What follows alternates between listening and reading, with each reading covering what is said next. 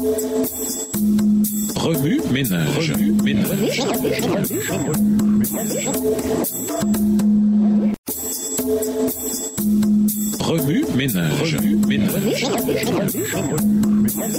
Bienvenue dans votre émission Remue ménage. Nous voilà à la leçon de jeudi. S'impliquer, adhérer à la mission. L'exercice de la bienfaisance est doublement bénéfique. C'est une bénédiction pour les nécessiteux, mais le donateur est lui-même l'objet d'une grâce plus grande encore. Le Saint-Esprit agissant dans son cœur développe en lui un caractère désintéressé qui affine, ennoublit et enrichit toute sa vie. La charité pratiquée avec tact unit les cœurs et les rapproche de celui qui est la source de toute générosité. Les petites attentions, les humbles marques d'affection et d'abnégation éclosent aussi spontanément qu'une fleur donne son parfum, contribuent largement au bonheur et à l'utilité d'une existence. Il deviendra ainsi évident que le renoncement personnel en faveur du bien et du bonheur des autres, si incompris et méprisé soit-il ici-bas, est considéré au ciel comme une preuve de notre communion avec le roi de gloire qui, de riche qu'il était, s'est fait pauvre par amour pour nous. Extrait du livre Heureux ceux qui, la section Le vrai mobile de la vie chrétienne à la page 69, livre écrit par Ellen G. White.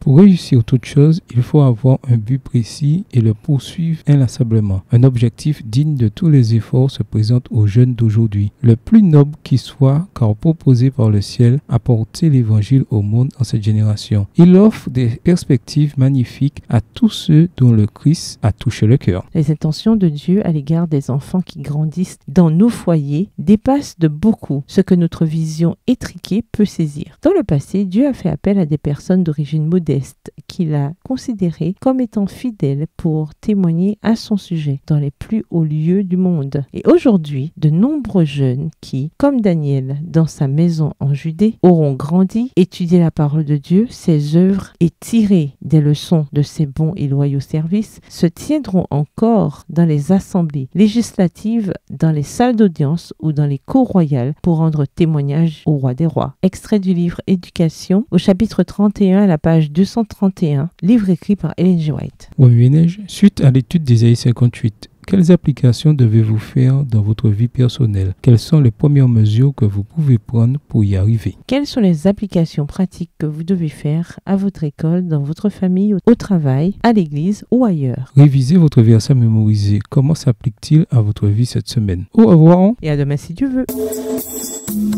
Remue ménage. Remue ménage.